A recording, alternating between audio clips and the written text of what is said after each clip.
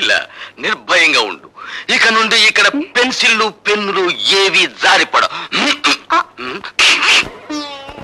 అమలత, వేయించావుగా శిక్ష, ఇప్పుడు ఓదార్చడానికి వచ్చావా? నన్నెవరూ ఓదార్చక్కర్లేదు, వెళ్ళండి. చూడమ్మా, పోలీస్ ఆఫీసర్ గా నా డ్యూటీ నేను చేయక తప్పలేదు. అంతకు మించి అతనంటే నాకు వ్యక్తిగతమైన ద్వేషమేం లేదు. పోలీస్ మనిషివి కదా, నా కన్నీళ్లు తుడవడానికి ఏదో ఒకటి చెప్తావు. బేబీ, నీకు మనసు బాగుండకపోతే చెక్కు బుక్ మీద సంతకం చేసిస్తాను. నీ ఇష్టం వచ్చిన చోటుకి వెళ్ళి విశ్రాంతి తీసుకోమ్మా. డాడీ, నేను లేకపోతే ఒక క్షణం కూడా ఉండాలని చెప్పే మీరు కూడా నన్ను పంపించాలని చూస్తున్నారా? అవునమ్మా, నేను ఎదురు చూసేది ఎప్పుడూ నవ్వుతూ ఉండే కూతురి కోసం. అంతేగాని నువ్వు ఒక్క క్షణం కన్నీరు పెట్టుకున్నా నేను ఓర్చుకోలేనమ్మా. అయినా అతనికి శిక్ష పడిపోయిన తర్వాత మనం ఇప్పుడు ఏమీ చేయలేం కదా. భార్గవ్కి 3 నెలలు శిక్ష పడినందుకు కాదు నేను బాధపడేది. రేపు అతను విడుదలై వస్తే అందరూ అతను ఒక ఖైదీలా చూస్తారు, అవినీతి పరుడని ఎగతాళి చేస్తారు. చూడమ్మా, అదే నీ బాధ అయితే అతను విడుదలైన తర్వాత సమాజం అతనికి అవినీతి పరుడు అని పేరు పెట్టకముందే నేనే ఒక కొత్త పేరు పెడతాను. ఏమిటిది? చీఫ్ ఇంజనీర్ గారి అల్లుడు అని. అవునమ్మా.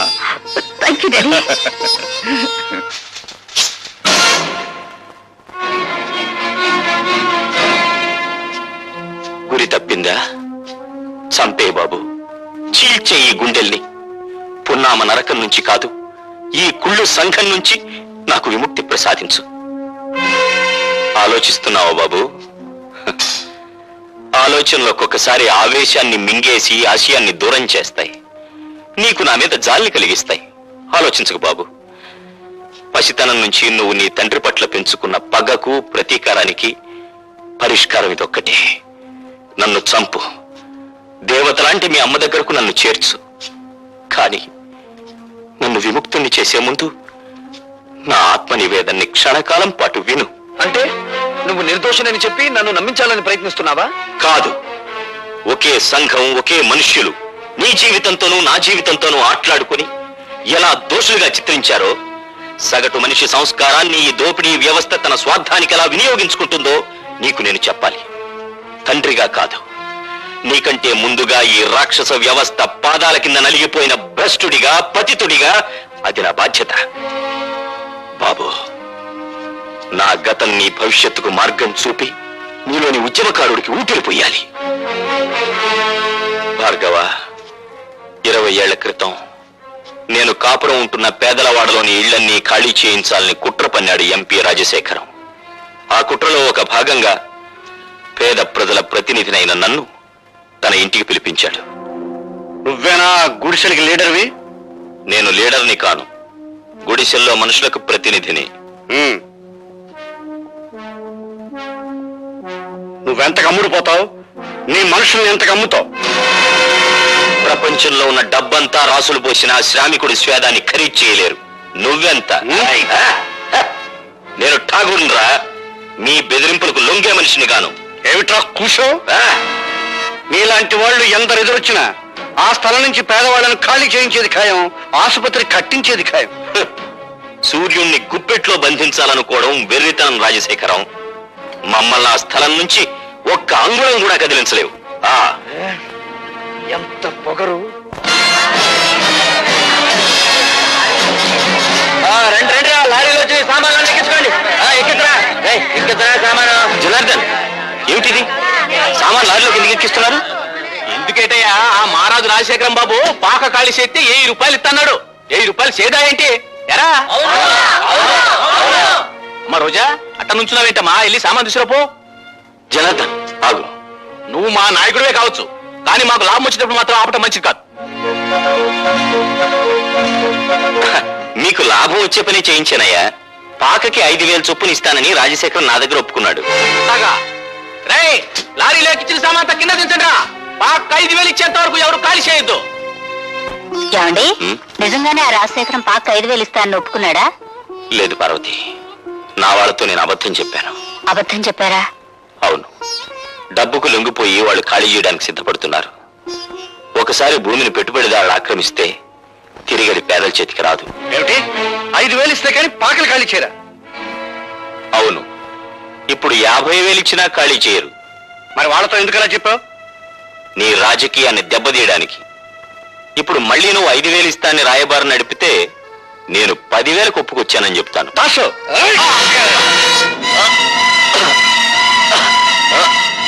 వీడిని మర్డర్ చేసి కాలంలో పారేనా? ఎందుకురా అనవసరమైన కేసు? వీడిని గోని సంచిలో చుట్టి గూడ్స్ బండిలో ఎక్కించు. 3 రోజుల తర్వాత వెనక్కి వచ్చేసరికి ఆ పాకల స్థానంలో మన ఆసుపత్రి పునాదులు ఉంటాయి. ఎలా జనార్దన్, సామాన్ లారీలకు ఎక్కించలేదా? డబ్బు ఉందే అటాక్ ఇచ్చమంటారు. డబ్బా ఠాగూర్ చేతికిచ్చి పంపించానే, మీకు ముట్టలేదా? ఠాగూర్కా? ఎలా దాసు? అవునండి, ఠాగూర్ చేతికి డబ్బిచ్చి మీ అందరికీ పంచమన్నారా? ఆ? పొద్దుటి నుంచి అసలు ఠాగూర్ ప్యాట్లోకి రాలేదు. పొద్దుటి నుంచి పేటలోకి రాలేదా? పొద్దుటనగా నా దగ్గర బయలుదేరిన ఠాగూర్ ఇంతవరకు ఇక్కడికి రాలేదంటే ఆ డబ్బు అంతా తీసుకుని పారిపోయి ఉంటాడండి. అబద్ధం. నా భర్త డబ్బు కోసం కక్కుర్తిపడే నీచమైన వాడు కాదు రాజశేఖరం. అలాంటి దొంగ బుద్ధి ఉండేది మీలాంటి సిగ్గులేని రాజకీయ నాయకులకే. ఎవరు దొంగో ఎవరు దొరో ఇప్పుడే తేల్చేద్దాం. ఒరే దాసు, వెళ్ళి ఆ ఠాగూర్ సోదా చేయండి రా.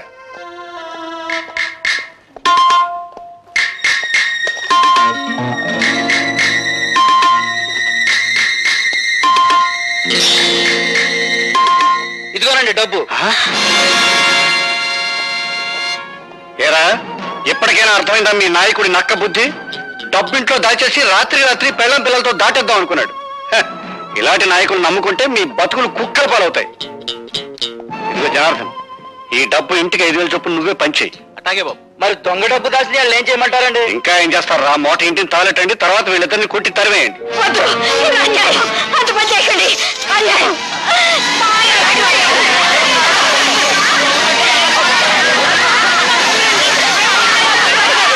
నేను స్పృహలోకి వచ్చేసరికి ఊరు దాటిపోయానని గ్రహించాను.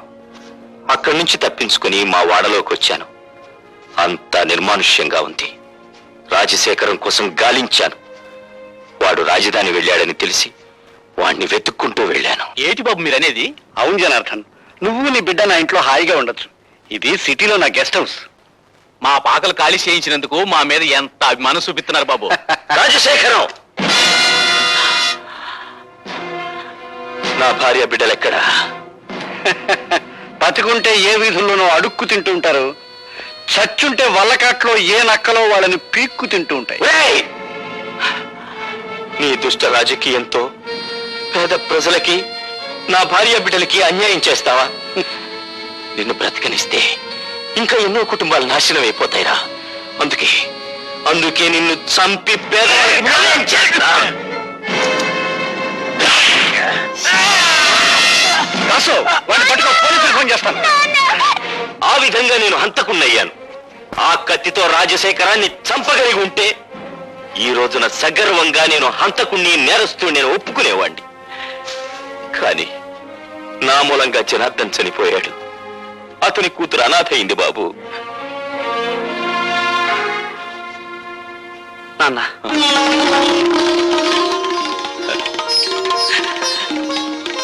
బాబు, నాన్న,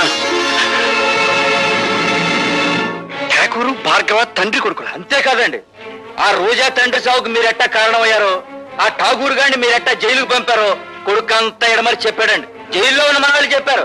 అన్ను 2 బ్యాటరీలు ఒకేసారి ఛార్జింగ్ అవుతుంది, మనం డేంజర్ లో పడకుండా చూడరు.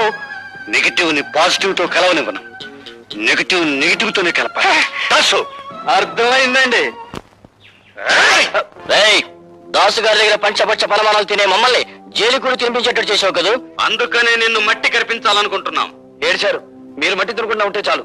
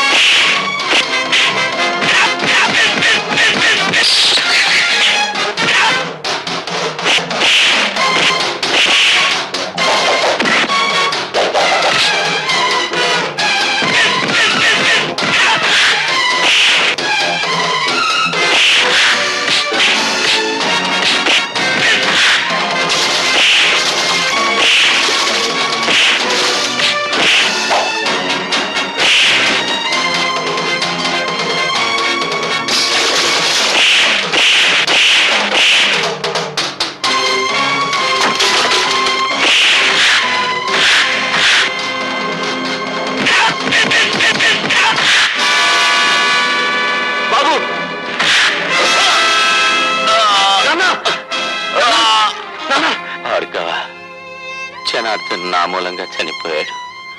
నా పాపానికి అతని కూతురు అనాథ అయింది. ఆ అమ్మాయి ఎక్కడుందో వెతికి తెలుసుకుని నేను చేసిన తప్పుని సరిదిద్ది ఆ పిల్లకు దారి చూపిస్తానని నాకు మాట ఉన్నాయనా. అలాగే నాన్న. బా బా బా నాన్న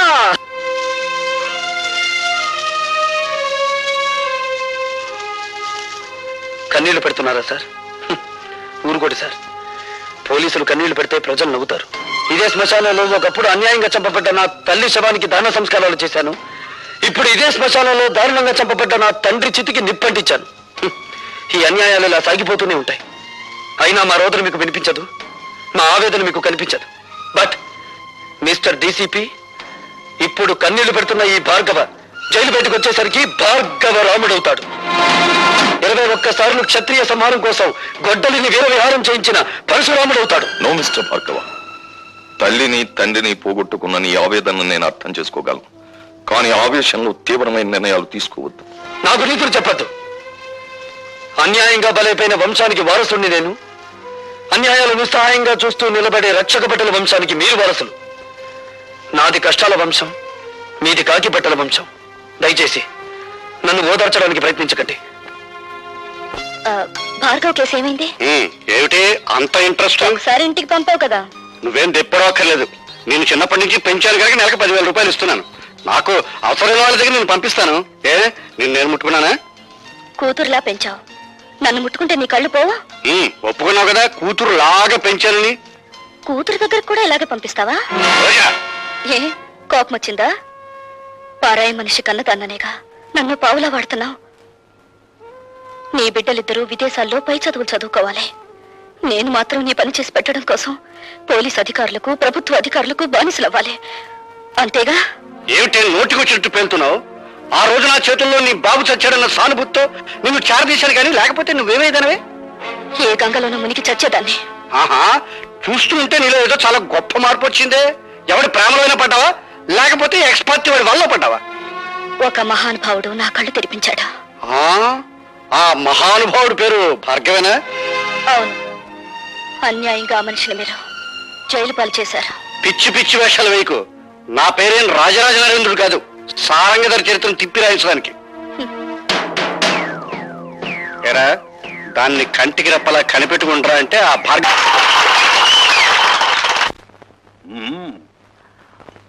ఆ అబ్బాయికి తెలివితేటలే కాకుండా ఫైన్ ఆర్ట్స్ లో కూడా ప్రవేశం ఉందన్నమాట. భార్గవ్ మీకు తెలుసా డాడీ? మొన్న ఇంటర్వ్యూకి వచ్చాడమ్మా, అదరగొట్టేశాడనుకో. మెరిట్కి ఉద్యోగం ఇవ్వాలంటే నిజంగా అతనికే ఇవ్వాలి. ఇవ్వాలి అంటున్నావు, ఇవ్వడం లేదా? ఆ మినిస్టర్ గోడ పెడుతున్నాడు. ఛీ, నీతో ఫోన్ చేయడం నాదే బుద్ధి. బాబాయ్ ఉండు బాబాయ్. నీ అలకపోవాలంటే డాడీ చేత ఆ మినిస్టర్ కి ఫోన్ చేయించి నువ్వు రికమెండ్ చేసిన కుర్రాడికి నేను ఉద్యోగం ఇవ్వట్లేదు అని చెప్పించాలి, అంతే కదా? అప్పుడు కదా ఈ ప్రతాపరావు అన్నను గౌరవించేది. మా డాడీని అంత తక్కువగా అంచనా వేయకు బాబాయ్. ధైర్య సాహసాల్లో ఆయన గెలవగలిగిన వారు ఎవరూ లేరు. అవసరమైతే ఎటువంటి పెద్దవాడినైనా ఎదిరించగలరు. తలుచుకుంటే ఇప్పుడే ఆ మినిస్టర్ కి ఫోన్ చేయగలరు. నువ్వెంత, నీ కెపాసిటీ ఎంత? నేను నువ్వు రికమెండ్ చేసిన వాడికి ఉద్యోగం ఇవ్వట్లేదు పో అని చెప్పగలరు.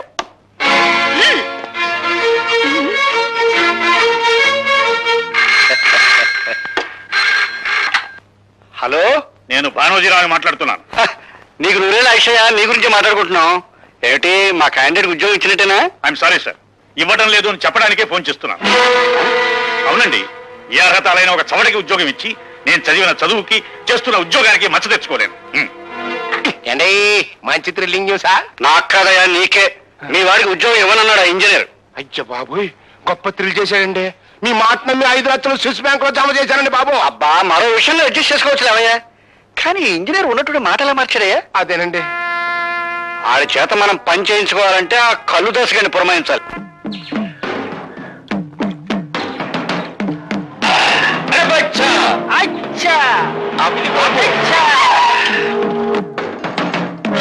నీ అమ్మ కడుపు బంగారంగాను. నువ్వు ఎక్కడ చచ్చావంటరా? నీ కోసం ఎత్తుక్కోలేక నేను చచ్చాను. ఏటి గీత బుద్ధుడు అయిపోయావనుకున్నావా? మామిడి చెట్టు కింద కూకున్నావు. ఒక నాయాల్ని మర్డర్ చెయ్యాలా, అడిటే పోయి వెళ్తాడంట. అందుకే ఇక్కడ బీటేశా. అట్టగా రాజశేఖరం గారు కూడా నీకు చిన్న పని చెప్పారా? అది చేయగల సమర్థుడివి నువ్వేనంట. చెప్పు, చెయ్యా కాల మడ్ర కాదులేవో మన ఇంజనీర్ బానోజీరావు గారు లేరు, ఆయనతో ఈ ఫైల్ మీద ఒక సన్న సంతకం పొడిపించు.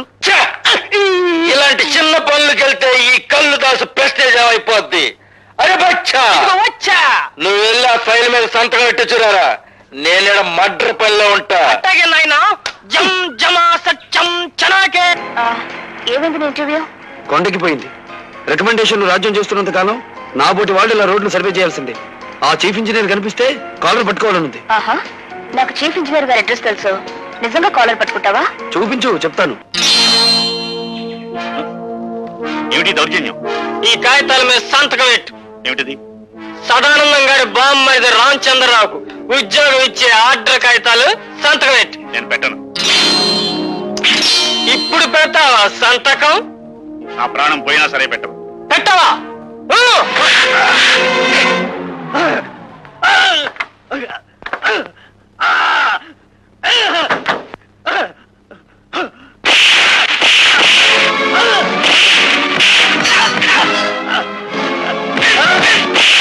నేను చేద్దాం అనుకున్న పని వేరే ఎవరో చేసేస్తున్నారు. పదం. ఆయనే మా డాడీ. ఆశ్చర్యపడకుండా వెళ్ళి మా డాడీని కాపాడు. వెళ్ళు.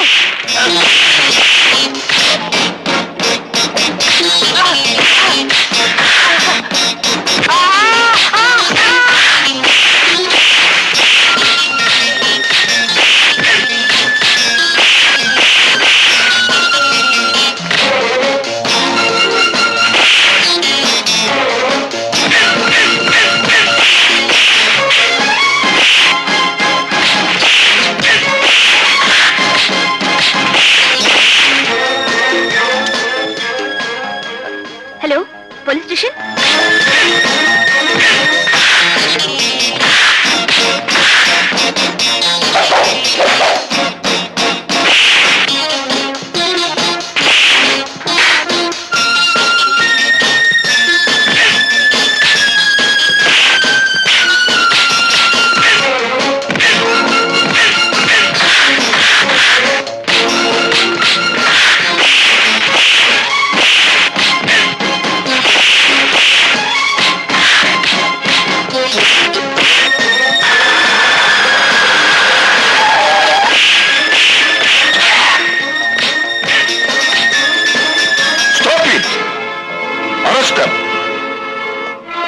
Thank God.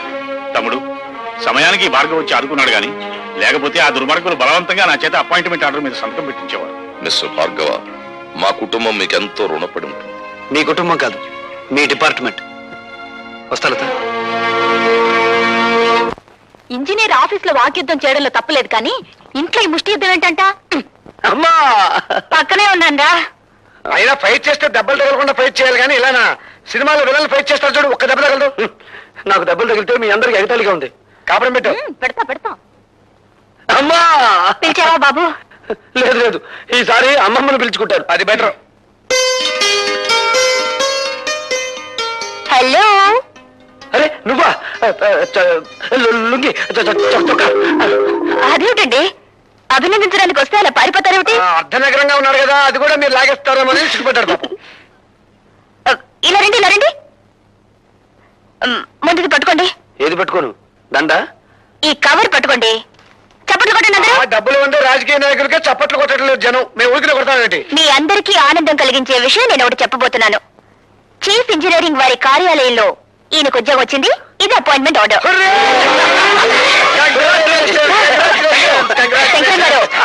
శంకరం గారు, చిన్న పనుంది, ఆయన వదిలిపెట్టారా? సారీ, మీరు కూడా వాటేసుకోవాలి కదా. చిచి, అదేం కాదు. ఈ దండ వేయడం కోసం. అదేంటమ్మాయి మా వాడి మెడలో దండేసా? ఉద్యోగం వచ్చింది కదండి. ఉద్యోగం వస్తే షేక్ అండి ఇవ్వాలి, పెళ్ళవుతే దండ వేయాలి. నువ్వేంటి అటు దిట్టు ఇటు దట్టు చేసేలా ఉన్నావే? అసలు నువ్వెవరు? నీకు అర్థం పోగుడు. ఓహో, ఆడపడుచా? అయితే వదిలేసాను పో. ఒరే భార్గవ, ఈ అమ్మాయి పద్ధతి నాకేం నచ్చలేదురా. ఏం చెప్పంటావో చెప్పు, కన్న తల్లి ఆజ్ఞ శిరసా వహిస్తా. అంత పెద్ద శిక్ష ఏం వద్దు గాని, నీ మెడ నుంచి దండ వేసింది కాబట్టి ఆ అమ్మాయి మెడ నుంచి 3 ముళ్ళు వేసాయి. నమస్కారం అండి బాబు. అయ్యి బాబోయ్, ఏంటండి ఈశారంగా ఉన్నారు? ఈశారపడబాకండి, జైల్లోకి వెళ్ళింది మన రౌడీ కుర్రాలేగా. విచారం దానికి కదయ్యా, విదేశాల నుంచి మా తమ్ముడు వచ్చాడు. మరి ఇంకేటి, తమ్ముడు గారు వస్తే పాయసం తాగినట్టు ఉండాలి, కానీ ఆముదం తాగినట్టు ముఖం పెట్టారేటి? ఎయిర్పోర్ట్ లో దిగ్గానే ఎయిర్ హోస్టెస్ చేయి పట్టుకు లాగేట. అబ్బా, గొప్ప థ్రిల్ ఇచ్చాడు. ఏడిచావు కానీ విడిపించుకొద్దాం పద. నీ పేరు? మినిస్టర్ గారి తమ్ముడు. I want your name. నీ పేరేంటి? చెప్పాను కదా మినిస్టర్ గారి తమ్ముడని. నీకు అసలు పేరు లేదా? ఉంది, కానీ ఎవడూ పిలవటల్లా. అందరూ మినిస్టర్ గారి తమ్ముడనే పిలుస్తా ఉన్నారు, అందుకనే మనం అదే ఖాయం చేసుకున్నాం. అలాగా? ఎక్కడయ్యా మీ అన్నయ్య మినిస్టర్? ఏడగాదిలే, ఢిల్లీలో చెప్తా ఉన్నాడు. ఎయిర్ హోస్టెస్ ఎందుకు పట్టుకున్నావు? చెబితే బాగుండదండి. చెప్పు, ఎందుకు పట్టుకున్నావు? మన బ్యాటరీకి ఛార్జ్ ఎక్కువ. నా మనస్సు అనే బ్యాటరీకి ఛార్జ్ ఎక్కువ. పిచ్చి పిచ్చిగా వాగావంటే జైల్లో పెట్టిస్తా. అన్నయ్య గారు వచ్చారండి. అన్ను ఈడు నన్ను కన్నులో పెట్టిస్తాడు. అనవసరంగా కంగారు పడిపోయి థ్రిల్ అయిపోకనే. బాబు, సరుకున్న మినిస్టర్ గారండి. Hello, glad to meet you. చూడండి, వాడు నా తమ్ముడు.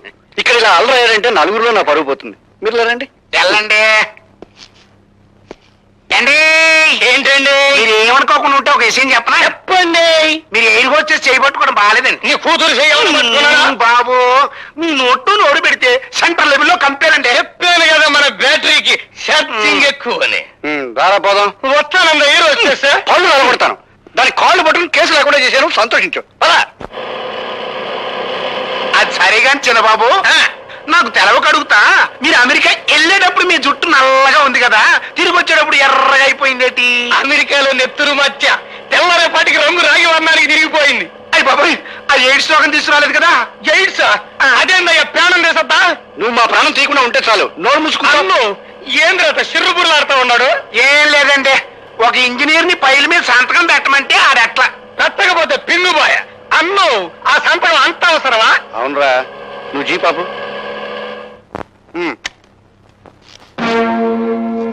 ఈ తూములు చూసావా? చూసా.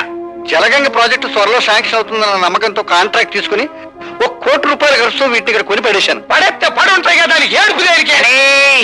ఇప్పుడు ఆ ఉద్యోగంలో కనుక మనం రాకపోతే ఈ తూముల తాలూకు కాంట్రాక్ట్ పైల మీద సంతకం చేయడు. సంతకం చేయకపోతే మనం ₹1 మునిగిపోతాం రా. అట్టగా అయితే ఆ ఇంజనీర్ గారి బ్యాటరీ ఈక్ చేయమంటావా? అలా చేయడానికి ప్రయత్నిస్తేనే మన వాళ్ళందరినీ స్టేషన్ లో మూయించేశాడు. ఎవరు తాలూకు మనుషులు? ఆ మనసులే. ఎవరు మీరు? మినిస్టర్ గారి తమ్ముణ్ణి. ఏ మినిస్టర్ గారి తమ్ముడు? ఏడగాదులే, ఢిల్లీలో పనిచేస్తా ఉన్నాడు. ఇదిగో మినిస్టర్ గారి తమ్ముడు, మీకు పేరు లేదా? నా పేరుతో మీకెందుకండి? మీ పేరు తెలుసుకునే వచ్చాగా. ప్రతాపరావు అని. తెలుసుకుని ఏం చేస్తావు? కళ్ళు కుండలో కలుపుకొని తాగేస్తా. ఇడియట్. ఎవరితో మాట్లాడుతున్నావో తెలుసా? తెలుసు. ఇట్లా కుప్పిగంతులేసే పోలీసు వాళ్ళని చాలా మందిని చూశాను నేను. డబ్బుతో కొట్టానంటే దెబ్బగా దిగొస్తావు. దాసరే. డబ్బుతో మీరు పొలాలు కొనొచ్చు, మేడలు కట్టొచ్చు, ఫ్యాక్టరీలు నిర్మించొచ్చు, కానీ ఐపీఎస్ చిహ్నాన్ని కొనగల తాగుతున్న ధనవంతుడు ఇంకా పుట్టలేదు. పుట్టకపోవచ్చు, కానీ మీకు పుట్టగతులుండవు. పుట్టలో ఉన్న పాముల్ని బయటికి లాగి చలి చేవలకి ఎలా అందించాలో బాగా తెలిసిన నాకు నా పుట్టగతులు నాకు బాగా తెలుసు. గొడవద్దు. అన్నయ్య గారితో మాట్లాడి ఢిల్లీ లెవెల్లో తెలుద్దాం వీడి సంగతి. రండి. అంతే. రాఘవ, రాజా, రత్తయ్య, రంగయ్య అనే ఈ నలుగురు ముద్దాయిలు చీఫ్ ఇంజనీర్ భానోజీరావు మీద దాడి చేశారని, అతన్ని కొట్టి హింసించి సంతకం చేయించుకోవడానికి ప్రయత్నం చేశారని నిరూపించబడినది. కనుక ఈ నలుగురు ముద్దాయిలకు ఐపీసీ 189 సెక్షన్ ప్రకారం 2 సంవత్సరాల కఠిన కారాగార శిక్ష విధించడమైనది.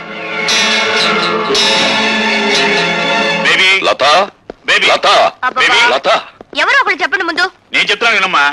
ఈ గ్రేట్ భానోజీరావు గారి కూతురు ఐఏఎస్ ఎగ్జామ్స్ కూర్చోబోతోంది. ఇవిగో అప్లికేషన్ ఫార్మ్స్. అమ్మా లత, అన్నయ్య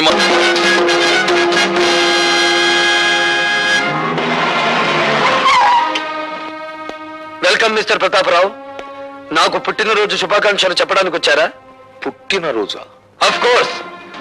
జైలుకు వెళ్ళక ముందు ఈ రోజు నా పుట్టినరోజు కాదు, కానీ ఈ బందికాలంలో నుంచి బయటపడ్డ ఈ భార్గవ్కు ఈ రోజే నిజమైన పుట్టినరోజు. మిస్టర్ భార్గవ, ఒక నిర్దోషి దోషిగా జైలు గోడల మధ్య శిక్ష అనుభవించి బయటకు వస్తే అతని మానసిక ప్రవృత్తి ఎలా ఉంటుందో ఒక పోలీస్ ఆఫీసర్ గా నేను ఊహించగలను.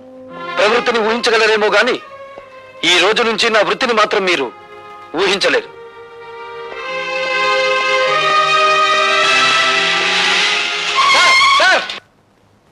Sir, good morning sir. ఈ రోజే కదా మా భార్గవ్ రిలీజ్ అయింది. భార్గవ రిలీజ్ అయి వెళ్లిపోవడం కూడా జరిగింది. ఏడు బాబాయ్ నువ్వు అనేది? భార్గవ వెళ్ళిపోయాడా? ఎటు వెళ్ళాడు సార్? భార్గవ ఆవేశంలో ఉన్నాడు. ఆవేశంలో ఉన్నవాడు ఏ దిక్కుకు వెళ్తాడో ఎవరు చెప్పగలరు? ఎక్కవే నువ్వు ఎక్కువ. వాడెవడో జైలు నుంచి వస్తున్నాడని మమ్మల్ని పుట్టింటి పంపించేస్తారటండి. మా తమ్ముడు ఉద్యోగ ప్రయత్నాలు ఉన్నాడు కదా, కనీసం వాడైనా దగ్గర ఉంచుకోండి. ఏమే అవతల పొజిషన్ థ్రిల్ అయిపోతుంటే ఇంకా పురాణం చెప్తూ కూర్చుంటావంటే నువ్వు కారు ఎక్కువ అబ్బా, ఉండండి. 4 రోజులు గడిచినాయి అంటే గతం మర్చిపోతాడు, అన్ని గొడవలు సర్దుకుంటాయి. ఇవేం కంగారు రే, మీ అమ్మగారి పురాణం మీద కొత్త అయినట్టు సొత్త కూకుంటావేట్రా పోనీ. చాలండి సంబరం.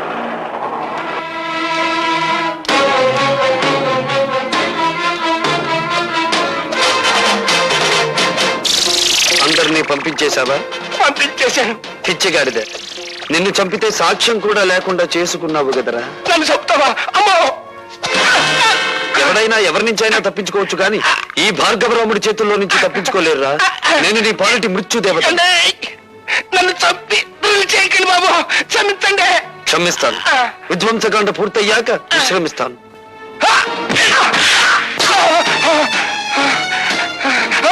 ఈ పిచ్చ కదరా నీ దగ్గర లంచంగా తీసుకున్నానన్నావు. ఈవీసీఆర్ టీవీలో కదరా నాకు లంచంగా ఇచ్చానని చెప్పావు. ఈసారి కదరా నేను అవినీతితో తీసుకున్నానన్నావు.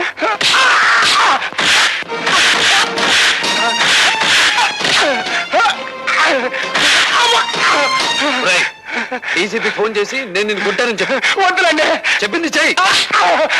బాబు.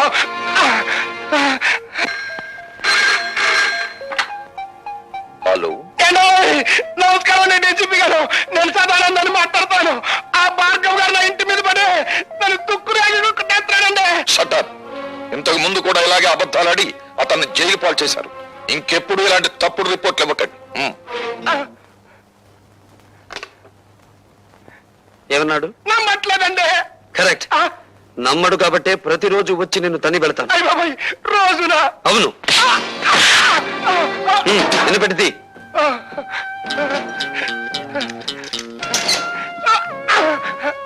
ఇది నువ్వు నాకు ఇవ్వని ఫ్రిడ్జ్, వీసీఆర్, టీవీ, ఫ్యాను కొనుక్కోవడానికి కావలసిన డబ్బు.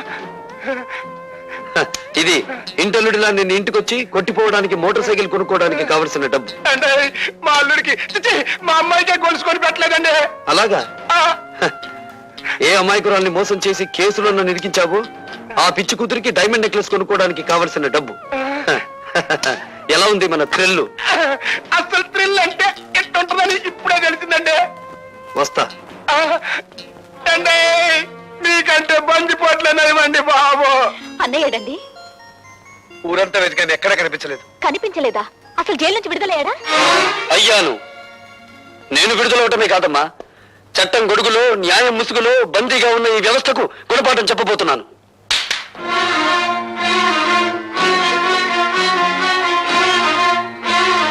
ఈ వస్తువుల్ని లంచంగా తీసుకున్నానని ఒక రోజున ఈ ఇంట్లోనే ఈ చేతులకే సంఖ్యలు వేశారమ్మా. అవే వస్తువులు ఇప్పుడు దౌర్జన్యంగా తెచ్చాను. అడిగే దమ్మున్న వాడు లేడు, ఎక్కడ పని ప్రశ్నించే హక్కున్నవాడు లేడు. హక్కున్న వాళ్ళ మేమున్నాను రా. నువ్వు చెడిపోయి తీసుకొచ్చిన ఈ వస్తువులన్నీ స్వీకరించడానికి మేము సిద్ధంగా లేవు. నువ్వు వట్టి బోడా శంకరుడివిరా. ఇన్నేళ్ల నుంచి ఆటో నడుపుతున్నా నువ్వు నీ భార్య మెడలో చిన్న బంగారు గొలుసైనా చేయించగలిగావా? నేను చూడు, జైలు నుంచి బయటపడ్డ కొన్ని గంటలు తిరగకుండా నా చెల్లెలికి కొన్ని వేలు విలువ చేసే బంగారపు నెక్లెస్ తీసుకొచ్చాను, ఈ ఖరీదైన సామాన్లు తెచ్చాను. ఇంకా అన్నయ్య, ఇవన్నీ ఎక్కడివి? నిజం చెప్పాలంటే దోపిడి, అబద్ధం చెప్పాలంటే. ఏ ఆగిపోయారే? చెప్పండి. అబద్ధాలు చెప్పడంలో మీరు ఆరితేరిపోయారు కదా. ఒకసారి జైలుకి వెళ్ళి వచ్చిన వాడిని కదా, అనుభవం పెరిగింది. ఇంకా మీ బుద్ధి పెడత్రోవలు పట్టకముందే దాన్ని సక్రమ మార్గంలో పెట్టాలి. పదండి. లత, ఏమిటిది? మీరు రాకపోతే నా మీద ఒట్టే. పదండి.